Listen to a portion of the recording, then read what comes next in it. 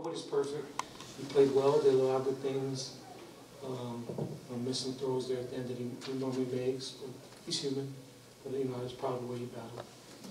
For the offense to have Malcolm's 30-yard touchdown run called back at the end there, how much of that felt like a momentum killer for you guys? I thought that killed us. I thought that was, and I normally get reprimanded, but I don't care, man.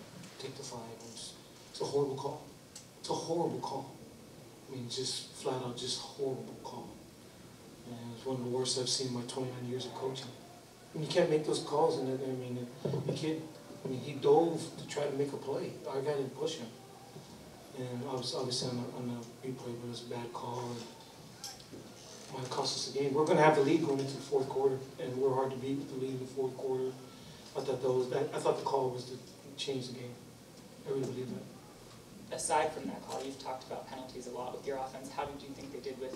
I thought they won. I mean, I don't think that was a penalty. So I thought that was a bad call. The guy was just hustling, pushing him. He turned and he dove, and it was a horrible call. The offense looked really good to the point that you had the 17-7 lead. You were getting good distribution and balance. Everything was going well. What happened down the stretch in the last 4 or 5 possessions? You couldn't seem to get anything going. And we couldn't get them, and then they cut the lead. That kickoff return killed us. We gave them, after we scored, gave them a good field position. So gave them a short field, and we were holding to a field goal. That killed us. But then I just think maybe we just panicked a little bit. Maybe we should stay in rhythm as far as play calling and running our offense. We missed some calls. We missed some checks. We had a couple guys go the wrong way in those ending drives. Just nerves got to us. And you can't do that in those kind of games.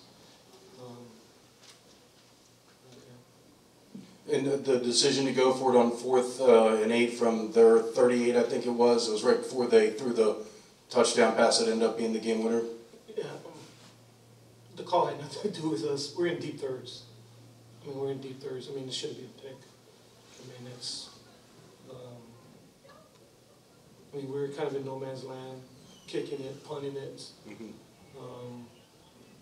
It just got a good call on. Just our eyes got bad. And that can't happen.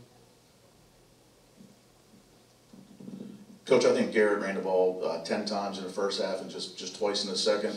Was it something maybe that you guys saw at halftime? I know going up the middle a lot more in the second half. Was there any other reason why maybe he didn't carry the ball more in the second half? Yeah, it's just the way it unfolded. Just what they're giving us, and I don't know what the yardage was, but it's just kind of what they were giving us.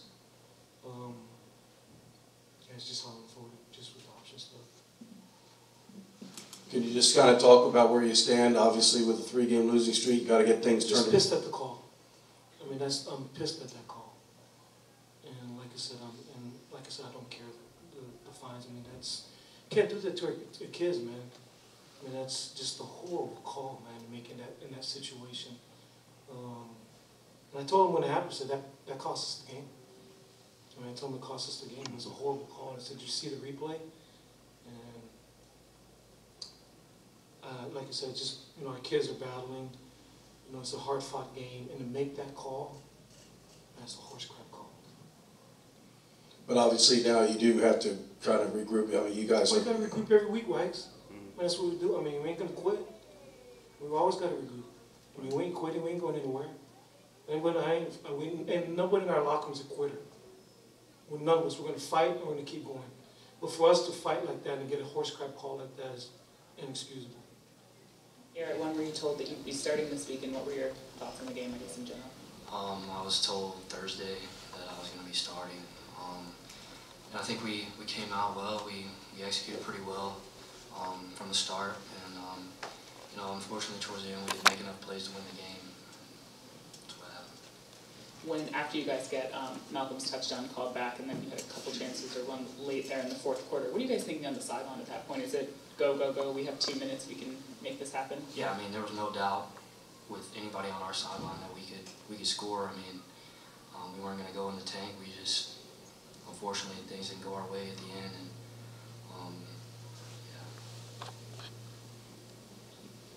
So Garrett, when you find out you're going to be the starter, how how different is your mentality as opposed to your preparation the rest of the week? It's really not much different. Really, each week I prepare like I'm going to be the starter because I know there's a good chance I'm going to play either way. So my preparation was the same. I did my usual routine. Garrett, what do you think? The offense looked so good going up to the point that you scored the touchdown early in the third quarter. It was nice balance. You were distributing it nicely. What happened down the stretch? You guys just didn't seem to be able to get much going other than that one drive, which on the call that Malcolm got called back. But just it seemed like things started to sputter. Do you know what can you say happened? I think they just made some plays and we didn't really. We had some missed assignments, some missed checks on my behalf. And just came down to us making plays and them making plays, and we didn't make enough. Nelson, just to talk about your day, obviously had broke a couple nice big runs and had a career high day for rushing. I mean, it was a good day for me, but I can't really be happy about it when we lose. Nelson, obviously there were a lot more people involved on the offense than we saw last week at Air Force. Was that something that Coach Jasper put in during the week, or were you guys just running things that you always run and you kind of just got the ball more than you usually do? We kind of just ran things that we always run. Whatever was open, that's what we called. Whatever we thought we needed to do, pretty much. During the first half, did it feel like the offense was kind of clicking like you guys were against Memphis and earlier in the season, things like that? I mean, they ran what we expected them to run. We just capitalized on the plays that we called in the first half. Any other questions, Stop it? Garrett, any idea if you'll be the starting quarterback going forward? No, I have no clue. As a team leader and a captain, I mean, 3 straight losses, and you kind of have dug yourselves a hole as you want to try to accomplish your goals of winning the conference championship and going to a bowl. Obviously, it's not where we wanted to be or where we, saw for us. But right now, all we can do is focus on taking the next step. In a match, in a fight, or in a war, you're gonna lose battles, you're gonna win some. But ultimately, you can only worry about what you control. So that's how we just look to get in the film room, take care of our bodies, work harder, do more, and that's all you can do at this point. Minus a couple big, long pass plays, the defense played really well, but I guess when you give up 2 long plays, it ended up being the difference. You can't be happy, right?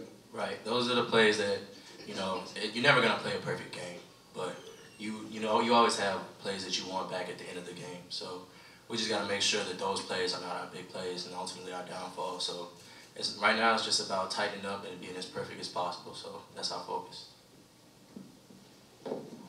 Sean, Coach Niumatalolo told us his reaction to the holding call when Malcolm had his touchdown called back. What was the reaction on the sidelines for the defense?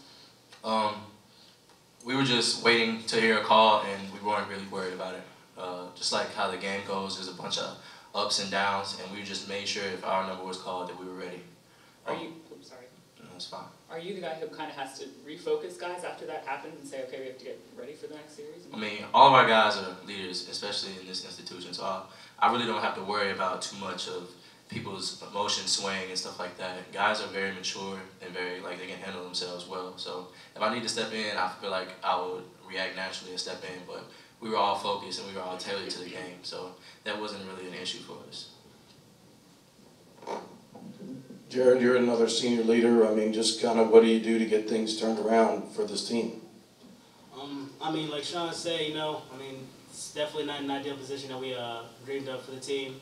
But at this point, we're just pressing forward. I mean, what happened, happened. We just got to look at the film and learn from our mistakes. I mean, this game is like Sean said, it has its ups and downs, so we just got to be ready for the next one. Jared, will you walk us through the interception you had in the end zone? Just try to, give the team a chance. Just saw the way he lined up. Thought they probably looked at the film. I got beat on one of those plays against SMU, so I figured he'd probably drop back. The defense the D-line got a good rush, and fortunately, kind of an awkward ball, and I was able to make a play on it.